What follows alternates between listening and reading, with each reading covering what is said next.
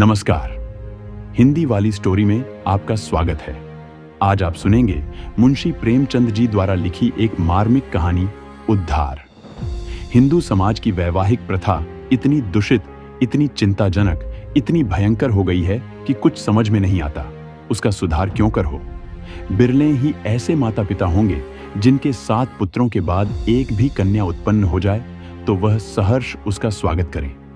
कन्या का जन्म होते ही उसके विवाह की चिंता सिर पर सवार हो जाती है और आदमी उसी में डुबकियां खाने लगता है। अवस्था इतनी निराशमय और भयानक हो गई है कि ऐसे माता पिताओं की कमी नहीं है जो कन्या की मृत्यु पर हृदय से प्रसन्न होते हैं, मानो सिर से बांधा टली। इसका कारण केवल यही है कि देहज की दर दिन दूनी रात चौगुनी, पावस काल के जल गुजरे कि 1 या 2 हजारों तक नौबत पहुंच गई है। अभी बहुत दिन नहीं गुजरे कि 1 या 2 हजार रुपये दहेज केवल बड़े घरों की बात थी। छोटी छोटी शादियों 500 से 1000 तक तय हो जाती थी। अब मामूली विवाह भी 3-4 हजार के नीचे तय नहीं होते। खर्च का तो यह हाल है और शिक्षित समाज की निर्धनता और दरिद्रता दिन बढ़ती जाती है। इसका अंत क्या होगा ईश्वर ही जाने। बेटे 1 दर्जन भी हों तो माता पिता का चिंता नहीं होती। वह अपने ऊपर उनके विवाह भार का अनिवार्य नहीं समझता। यह उसके लिए कंपलसरी विषय नहीं, ऑप्शनल विषय है। होगा तो कर देंगे, नहीं कह देंगे बेटा खाऊं कमाऊं, कमाई हो तो विवाह कर लेना। बेटों की कुचरित्रता कलंक की बात नहीं समझी जाती, लेकिन कन्या का विवाह तो करना ही पड़ेगा। उससे भागकर कहां जाएंगे। अगर विवाह में विलंब हुआ और कन्या के पांव कहीं ऊंचे नीचे पड़ गए तो फिर कुटुंब की नाक कट गई। वह पतित हो गया, टाट बाहर कर दिया गया। अगर वह इस दुर्घटना को सफलता के साथ गुप्त रख सका तब तो कोई बात नहीं, उसको कलंकित करने का किसी का साहस नहीं। लेकिन अभाग्यवश यदि वह इसे छिपा न सका, भंडा फोड़ हो गया, तो फिर माता पिता के लिए, भाई बंधुओं के लिए संसार में मुंह दिखाने को नहीं रहता। कोई अपमान इससे दुस्सह, कोई विपत्ति इससे भीषण नहीं, किसी भी व्याधि की इससे भयंकर कल्पना नहीं की जा सकती। लुत्फ तो यह है कि जो लोग बेटियों के विवाह की कठिनाइयों को भोगा चुके होते हैं, वहीं अपने बेटों के विवाह के अवसर पर बिल्कुल भूल जाते हैं कि हमें कितनी ठोकरें खानी पड़ी थी।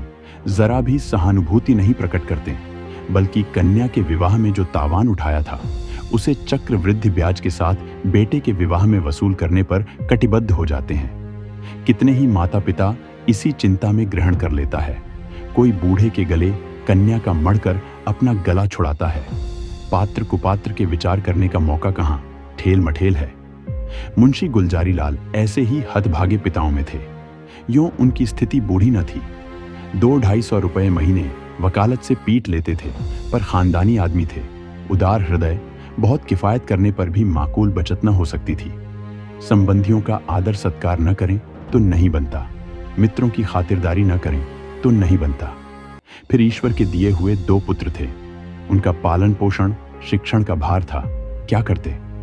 पहली कन्या का विवाह टेढ़ी खीर हो रहा था। यह आवश्यक था कि विवाह अच्छे घराने में हो, अन्यथा लोग हंसेंगे, और अच्छे घराने के लिए कम से कम 5000 का तखमीना था। उधर पुत्री सयानी होती जाती थी। वह अनाज जो लड़के खाते थे वह भी खाती थी, लेकिन लड़कों को देखो तो जैसे सूखों का रोग लगा हो, और लड़की शुक्ल पक्ष का चांद हो रही थी। बहुत दौड़ धूप करने पर बचारे को एक लड़का मिला। बाप आबकारी के विभाग में 400 रुजोर का नौकर था। लड़का सुशिक्षित, स्त्री से आकार बोले। लड़का तो मिला और घर बार एक भी काटने योग्य नहीं, पर कठिनाई यही है कि लड़का कहता है मैं अपना विवाह न करूंगा। बाप ने समझाया, मैंने कितना समझाया, औरों ने समझाया, पर वह टस से मस नहीं होता। कहता है मैं कभी विवाह न करूंगा। समझ में नहीं आता विवाह से क्यों इतनी घृणा करता है। कोई कारण नहीं बतलाता, बस यही कहता है मेरी इच्छा। माँ बाप का इकलौता लड़का है, उनकी परम इच्छा है कि इसका विवाह हो जाए, पर करें क्या। यूं उन्होंने फलदान तो रख लिया है, पर मुझसे कह दिया है कि लड़का स्वभाव का हठीला है, अगर न मानेगा तो फलदान आपको लौटा दिया जाएगा। स्त्री ने कहा, तुमने लड़के को एकांत में बुलाकर पूछा नहीं। गुलजारी लाल बुलाया था। बैठा रोता रहा, फिर उठकर चला गया। तुमसे क्या कहूं, उसके पैरों पर गिर पड़ा, लेकिन बिना कुछ कहे उठाकर चला गया। स्त्री, देखो इस लड़की के पीछे क्या क्या झेलना पड़ता है? गुलजारी लाल: कुछ नहीं, आजकल के लौंडे सैलानी होते हैं। अंग्रेजी पुस्तकों में पढ़ते हैं कि विलायत में कितने ही लोग अविवाहित रहना ही पसंद करते हैं। बस यही सनक सवार हो जाती है कि निर्द्वंद्व रहने में ही जीवन की सुख और शांति है।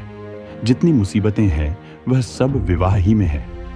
मैं भी कॉलेज में था तब सोचा करता था कि अकेला रहूंगा और मजे से सैर सपाटा करूंगा। स्त्री है तो वास्तव में बात यही, विवाह ही तो सारी मुसीबतों की जड़ है। तुमने विवाह न किया होता तो क्यों ये चिंताएं होती? मैं भी कुंवारी रहती तो चैन करती। इसके 1 महीना बाद मुंशी गुलजारी लाल के पास वर ने यह पत्र लिखा: पूज्य वर, सादर प्रणाम। मैं आज बहुत असमंजस में पड़कर यह पत्र लिखने का साहस कर रहा हूं। इस दृष्टता को क्षमा कीजिएगा। आपके जाने के बाद से मेरे पिताजी और माताजी दोनों मुझ पर विवाह करने के लिए नाना प्रकार से दबाव डाल रहे हैं। माताजी रोती हैं, पिताजी नाराज होते हैं। वह समझते हैं कि मैं अपनी जिद के कारण विवाह से भागता हूं। कदाचिता उन्हें यह भी संदेह हो रहा है कि मेरा चरित्र भ्रष्ट हो गया है। मैं वास्तविक कारण बताते हुए डरता हूं कि इन लोगों को दुख होगा और आश्चर्य नहीं कि शोक में उनके प्राणों पर ही बन जाए। इसलिए अब तक मैंने जो बात गुप्त रखी थी वह आज विवश होकर आपसे प्रकट करता हूं और आपसे साग्रह निवेदन करता हूं कि आप इसे गोपनीय समझिएगा और किसी दशा में भी उन लोगों के कानों में इसकी भनक न पड़ने दीजिएगा। जो होना है वह तो होगा है, पहले ही से क्यों उन्हें शोक में डुबाऊं?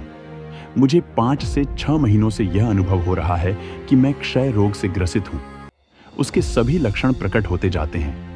डॉक्टरों की भी यही राय है।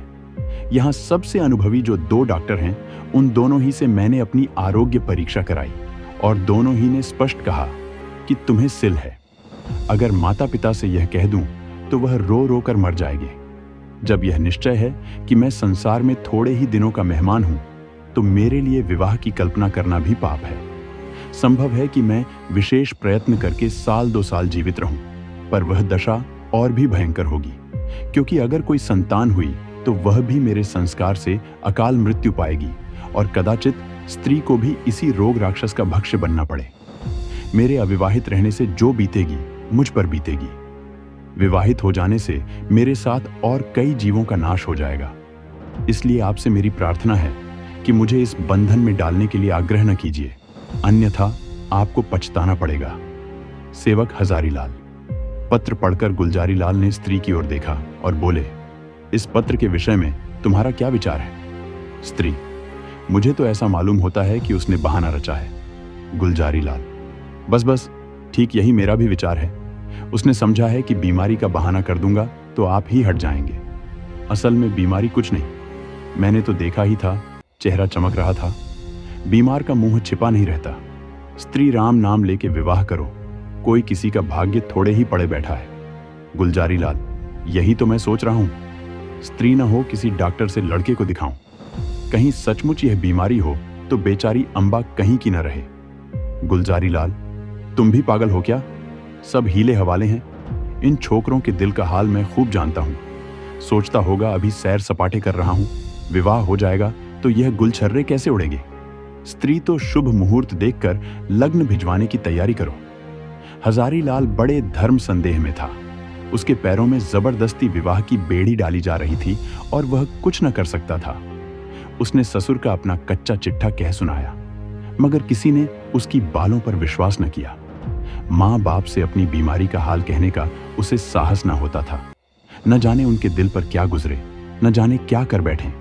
कभी सोचता किसी डॉक्टर की शहदत लेकर ससुर के पास भेज दूं, मगर फिर ध्यान आता यदि उन लोगों को उस पर भी विश्वास न आया तो आजकल डॉक्टरी से सनद ले लेना कौन सा मुश्किल काम है। सोचेंगे किसी डॉक्टर को कुछ दे दिलाकर लिखा लिया होगा।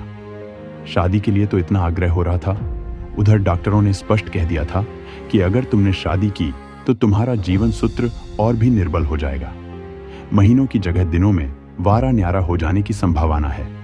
लग्न आ चुकी थी, विवाह की तैयारियां हो रही थीं, मेहमान आते जाते थे और हजारी लाल घर से भागा भागा फिरता था। कहां चला जाऊं? विवाह की कल्पना ही से उसके प्राण सूख जाते थे। आह, उस अबला की क्या गति होगी। जब उसे यह बात मालूम होगी तो वह मुझे अपने मन में क्या कहेगी। कौन इस पाप का प्रायश्चित करेगा? नहीं, उस अबला पर घोर अत्याचार न करूंगा, उसे वैधव्य की आग में न जलाऊंगा।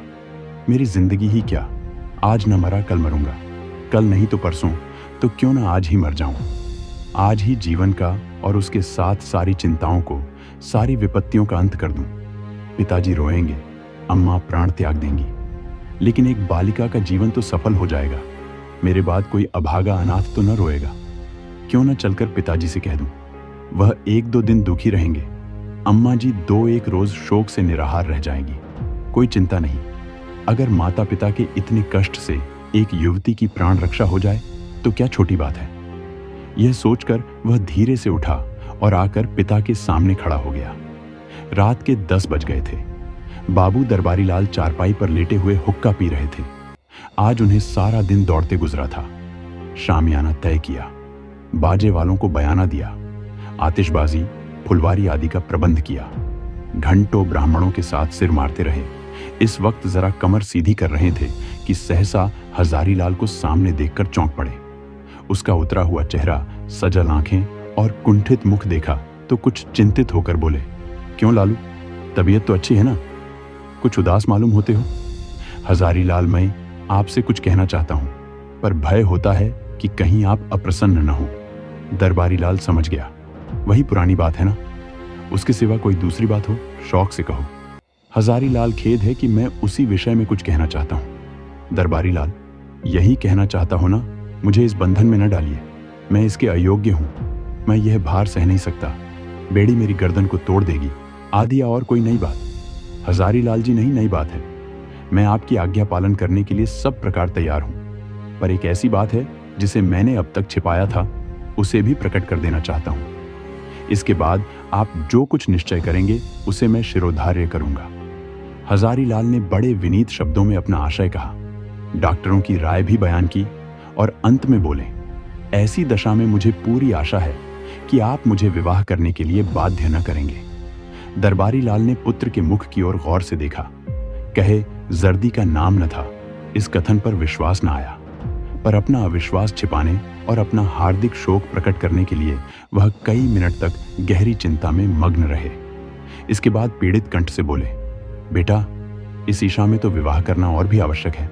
ईश्वर न करें कि हम वह बुरा दिन देखने के लिए जीते रहे, पर विवाह हो जाने से तुम्हारी कोई निशानी तो रह जाएगी। ईश्वर ने कोई संतान दे दी तो वही हमारे बुढ़ापे की लाठी होगी, उसी का मुंह देख रेख कर दिल को समझाएंगे, जीवन का कुछ आधार तो रहेगा। फिर आगे क्या होगा ये कौन कह सकता है। डॉक्टर किसी की कर्म रेखा तो नहीं पढ़ते, ईश्वर की लीला अपरंपार है, डॉक्टर उसे नहीं समझ सकते। तुम निश्चिंत होकर बैठो, हम जो कुछ करते हैं करने दो, भगवान चाहेंगे तो सब कल्याण ही होगा। हजारीलाल ने इसका कोई उत्तर नहीं दिया। आंखें डबडबा आईं, कंठावरोध के कारण मुंह तक न खोल सका। चुपके से आकर अपने कमरे में लेट रहा। 3 दिन और गुजर गए, पर हजारीलाल कुछ निश्चय न कर सका। विवाह की तैयारियों में रखे जा चुके थे। मंत्रेयी की पूजा हो चुकी थी और द्वार पर बाजों का शोर मचा हुआ था। मोहल्ले के लड़के जमा होकर बाजा सुनते थे और उल्लास से इधर उधर दौड़ते थे। संध्या हो गई थी। बारात आज रात की गाड़ी से जाने वाली थी। बारातियों ने अपने वस्त्र आभूषण पहनने शुरू किए। कोई नाई से बाल बनवाता था और चाहता था कि खत ऐसा साफ हो जाए मानो वहां बाल कभी थे ही नहीं। बूढ़े अपने पके बाल को उखड़वाकर जवान बनने की चेष्टा कर रहे थे। तेल, साबुन, उबटन की लूट मची हुई थी और हजारीलाल बगीचे में एक वृक्ष के नीचे उदास बैठा हुआ सोच रहा था, क्या करूं। अंतिम निश्चय की घड़ी सिर पर खड़ी थी। अब एक क्षण भी विलंब करने का मौका न था। अपनी वेदना किससे कहें, कोई सुनने वाला न था। उसने सोचा, हमारे माता पिता कितने अदूरदर्शी हैं, अपनी उमंग में इन्हें इतना भी नहीं सूझता कि वधू पर क्या गुजरेगी। वधू के माता पिता कितने अदूरदर्शी हैं, अपनी उमंग में भी इतने अंधे हो रहे हैं कि देखकर भी नहीं देखते, जानकर नहीं जानते। क्या यह विवाह है? कदापि नहीं। यह तो लड़की का कुएं में डालना है, भाड़ में झोंकना है, कुंद छुरे से रेतना है। कोई यातना इतनी दुस्सह कर अपनी पुत्री का वैधव्य के अग्निकुंड में डाल देते हैं। ये माता पिता है? कदापि नहीं। यह लड़की के शत्रु है, कसाई है, बधिक हैं, हत्यारे हैं। क्या इनके लिए कोई दंड नहीं? जो जानबूझकर अपनी प्रिय संतान के खून से अपने हाथ रंगते हैं, उसके लिए कोई दंड नहीं। समाज भी उन्हें दंड नहीं देता, कोई कुछ नहीं कहता। हाय, यह सोचकर हजारीलाल उठा और एक ओर चुपचाप चल दिया। उसके मुख पर तेज छाया हुआ था। उसने आत्म बलिदान से इस कष्ट का निवारण करने का दृढ़ संकल्प कर लिया था। उसे मृत्यु का लेश मात्र भी भय न था। वह उस दशा का पहुंच गया था जब सारी आशाएं मृत्यु पर ही अवलंबित हो जाती हैं। उस दिन से फिर किसी ने हजारीलाल की सूरत नहीं देखी। मालूम नहीं जमीन खा गई या आसमान। नादियों में जाल डाले गए, कुओं में बांस पड़ गए, पुलिस में हुलिया गया, समाचार पत्रों में विज्ञप्ति निकाली गई, पर कहीं पता न चला। कई हफ्तों के बाद छावनी रेलवे से 1 मील पश्चिम की ओर सड़क पर कुछ हड्डियां मिली। लोगों को अनुमान हुआ कि हजारीलाल ने गाड़ी के नीचे दबकर जान दी, पर निश्चित रूप से कुछ न मालूम हुआ। भादों का महीना था और तीज का दिन था। घरों में सफाई हो रही थी। सौभाग्यवती रमणियां 16 श्रृंगार किए गंगा स्नान करने जा रही थीं। अंबा स्नान करके लौट आई थी और तुलसी के कच्चे चबूतरे के सामने खड़ी वंदना कर रही थी। पतिगृह में उसे यह पहली ही तीज थी। बड़ी उमंगों से व्रत रखा था। सहसा उसके पति ने अंदर आकर उसे साहस नेत्रों से देखा और बोला, मुंशी दरबारी लाल, तुम्हारे कौन होते हैं? ये उनके यहां से तुम्हारे लिए तीज पठौनी आई है। अभी डाकिया दे गया है। यह कहकर उसने एक पार्सल चारपाई पर रख दिया। दरबारी लाल का नाम सुनते ही अंबा की आंखें सजल हो गईं। वह लपकी हुई आई और पार्सल स्मृतियां जीवित हो गईं। हृदय में हजारीलाल के प्रति श्रद्धा का एक उद्गार सा उठ पड़ा। आह, यह उसी देवात्मा के आत्म बलिदान का पुनीत फल है कि मुझे यह दिन देखना नसीब हुआ। ईश्वर उन्हें सद्गति दें। वह आदमी नहीं, देवता थे, जिसने अपने कल्याण के निमित्त अपने प्राण तक समर्पण कर दिए। पति ने पूछा, दरबारी लाल तुम्हारी चचा हैं? अंबा, हाँ। पति, इस पत्र में हजारीलाल का नाम लिखा है, ये कौन है? अंबा, यह मुंशी दरबारी लाल के बेटे हैं। पति, तुम्हारे चचरे भाई? अंबा, नहीं, मेरे परम दयालु उद्धारक, जीवनदाता, मुझे अथाह जल में डूबने से बचाने वाले, मुझे सौभाग्य का वरदान देने वाले। पति ने इस भाव कहा मानो कोई भूली हुई बात याद आ गई हो। आह, मैं समझ गया। वास्तव में वह मनुष्य नहीं, देवता थे। दोस्तों, कहानी यहीं समाप्त होती है। कहानी अच्छी लगी हो तो इसे लाइक और शेयर जरूर करें और चैनल को सब्सक्राइब करें, ताकि हम आप तक ऐसे ही और भी दिलचस्प कहानियों को पहुंचा सकें। हमारे साथ बने रहने के लिए धन्यवाद।